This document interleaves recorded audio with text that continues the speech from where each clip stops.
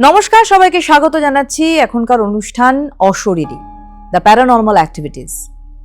আমরা গত পর্বে আলোচনা করছিলাম যে অতিপ্রাকৃত ঘটনা কি এবং এর ব্যাখ্যাটাই বা কি রয়েছে, শোনা যায় কি, বিভিন্ন মত রয়েছে তার।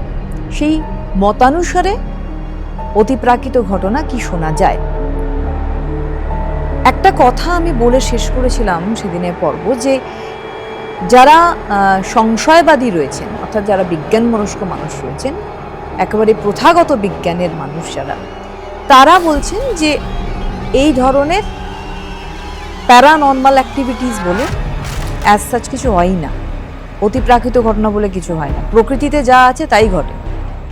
তারা বলছেন যে এই যে অতিপ্রাকৃত ঘটনা, তার একটা হচ্ছে প্রকৃতিতে আছে, সেটাকে হয়তো আমরা ওভারলুক করছি। দুই হচ্ছে মনস্তাত্ত্বিক দিক, যে মনস্তাত্ত্বিক দিকটাকেও আমরা গুরুত্ব দিচ্ছি না। তৃতীয় হচ্ছে প্রতারণা। এক হচ্ছে প্রকৃতির মধ্যে আছে, সেটা পরে বলছি, আগে বলবো যে মনস্তাত্ত্বিক দিকের যে ব্যাখ্যা তারা করেছেন, তারা বলছেন যে মনস্তাত্ত্বিক দিকে আমরা অনেক সময় অনেক অলীক কল্পনা করি, হ্যালুসিনেট করি, অনেক কিছু দেখতে পাচ্ছি, আমার মনে হচ্ছে। মনোবিজ্ঞান বলছে যে আমার মানে সাবকনশিয়াস মাইন্ডে যেটা চলে, সেই সাবকনশিয়াস মাইন্ডে ধরুন আমার একটা ইচ্ছা রয়েছে যে আমি অমুক জায়গায় বা অমুক একটি পাহাড়ি এলাকায় আমি যাচ্ছি এবং সেখানকার কিছু মানুষ আমার সঙ্গে একসাথে হয়ে আমার সঙ্গে গল্প করছে, তাদের কালচার বা তাদের সমস্ত কথা আমার সঙ্গে শেয়ার করছে, এটা আমার একটা ধারণা হতে পারে। এবার সে যখন ওই পাহাড়ে গেল বা সেই ব্যক্তি যখন সেখানে গেলেন, তিনি যখন একাকী থাকছেন, তখন তার এই যে সাবকনশিয়াস মাইন্ডের অনুভূতিটা, যে আমি ওই পাহাড়ি মানুষগুলির সঙ্গে মিশে গেছি, তাদের মতো হয়ে রয়েছি, তাদের সঙ্গে কথা বলছি, এটা আস্তে আস্তে কল্পনাটাকে বাস্তবিক জায়গায় নিয়ে যেতে শুরু করলেন। যারা স্ট্রং সেন্স দিয়ে ভাবেন যে আমি ওই জায়গাতে বাঁচছি, অর্থাৎ তারা ওই পরিবেশের মধ্যেই বাঁচার চেষ্টা করে, মনস্তাত্ত্বিক দিক তাই বলা। এবার সে হয়তো সেই পাহাড়ি কোনো মানুষকে দেখতে পাচ্ছে, তার চোখের সামনে সে মনে হচ্ছে তার সামনে এসে কথা বলছে, বা ধরুন যে মানুষটি আমার অতি প্রিয় ছিল সে নেই, সে অনুভব করছে যে সে চলে যাওয়া পরেও, কারণ তার মন তো চাইছে সে যায়নি। ধরুন আপনার বাবা বা আপনার মা অতি কাছের মানুষ, একেবারে স্বার্থহীন সম্পর্ক আমাদের পিতা মাতার সাথে, তাদের মধ্যে কেউ একজন নেই। এবার আমরা তো মেনে নিতে পারি না সে নেই, এবার তখন আমরা ভাবি যে সে আছে। এই আছেটা আমাদের সাবকনশিয়াস মাইন্ড এতটা স্ট্রংলি আমাকে ঘিরে ধরে যে আমার মনে হয় সে তো এসছে, এই তো সামনে বসে, অনেকে বলে থাকে এই তো মা এসছে, এই তো বাবা এসছে, এই তো বসে আছে, এই তো এতক্ষণ ধরে কথা বলছি।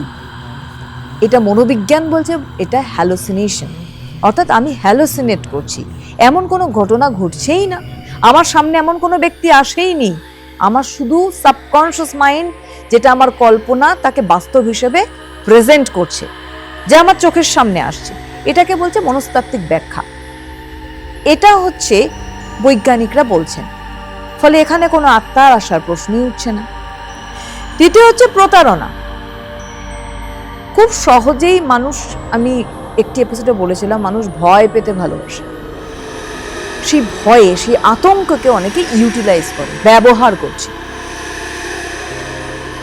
বা তার সংবেদনশীল মনকে তারা কাজে লাগাচ্ছে। কিভাবে? ধরুন আমার মা বা আমার বাবা আমার সাথে নেই, কোনো একজন ব্যক্তি বলল যে আপনার মা বা আপনার বাবা, আপনার সঙ্গে আমি আবার দেখা করে দিতে পারি, মানে যোগাযোগ করে দিতে পারি, আমার সেই ক্ষমতা রয়েছে। ধরুন সদ্য হারিয়েছেন তাকে, তখন কিন্তু মানুষের মন চাইবে, খুব খুব দুর্বল যারা হন, মানে ভীষণই সেন্সিটিভ, তারা কিন্তু চট করে চাইবে আচ্ছা দেখি না, যদি একবার তাদের সঙ্গে একটু দেখি তারা কি বলতে চেয়েছিল, শেষ সময় বলতে পারেনি, এটা কিন্তু হয়। তখন কিন্তু তারা সেই মানুষটিকে বিশ্বাস করে। এবার সেটা যদি সে সত্যি হয় আলাদা বিষয়, নাহলে প্রতারণা হলে কিন্তু স্বাভাবিকভাবে সেই মানুষটি প্রতারিত হয়ে গেলেন। আরেকটি হচ্ছে প্রাকৃতিক ঘটনা, প্রকৃতির, যা অতি প্রাকৃতির মধ্যে প্রকৃতই রয়েছে। কি প্রাকৃতিক ঘটনা?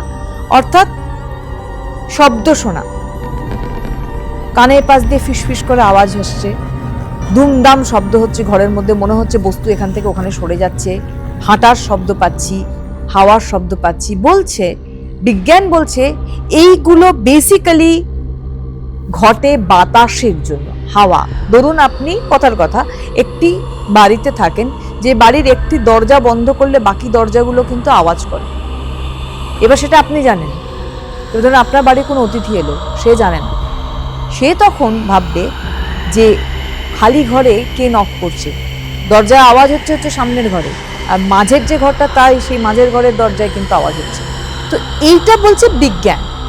কিন্তু সর্বোপরি বলি যে প্যারাসাইকোলজিস্ট যারা রয়েছেন তারা কিন্তু এই অতি প্রাকৃত ঘটনার ওপরেই কাজ করেন, যার ব্যাখ্যা বিজ্ঞান আজ অবধি খুঁজে পায়নি।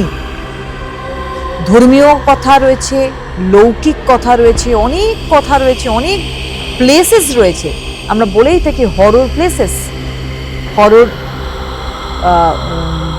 হাউসেস, শব্দগুলো এসছে সেখান থেকে। হরর মানে ভূত বিশাল ওই নয়, দাঁত নখ বার করা, একটা স্পিরিটের উপস্থিতি যে জানান দেওয়ার চেষ্টা করে যে আমি আছি। আধ্যাত্মিক শক্তি প্রকাশ হিসেবেও কিন্তু আমাদের ধর্ম এটাকে মানে। ভূত প্রেত না, আধ্যাত্মিক প্রকাশ, অর্থাৎ কোনো স্ট্রং সোর্স, অর্থাৎ কোনো আত্মা যা সর্বশক্তিমান, সেই সর্বশক্তিমান আত্মা আমাদের ঈশ্বর থেকেই বিচ্ছুরিত হয়ে এসছে, কারণ ঈশ্বরের সন্তান আমরা। তাই তার থেকে বিচ্ছুরিত হওয়া আত্মা এক এক সময় কিন্তু আমাদের জানান দেয় যে তারা আছে, তার মানে তাদের কোনো উদ্দেশ্য থাকে, যে উদ্দেশ্য তারা পূরণ করতে পারেনি, যার জন্য তারা সে উদ্দেশ্য পূরণ করার কারণেই কিন্তু থেকে যায় আমাদের জাগতিক জগতে।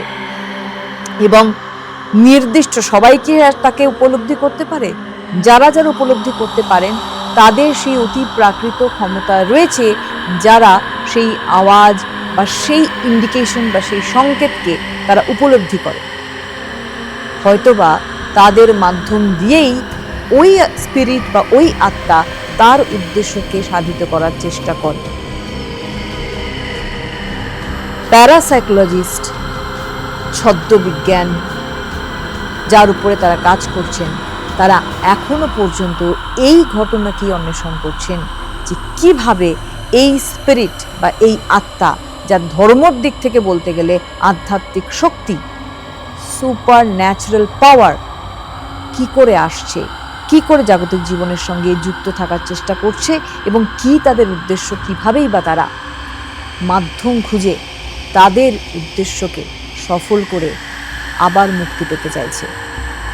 আমরা একের পর এক এরম পর্বই নিয়ে আসবো আপনাদের সামনে, আপনাদের কাছে। পরবর্তী পর্বের জন্য থাকবে আপনাদের অপেক্ষা। নমস্কার।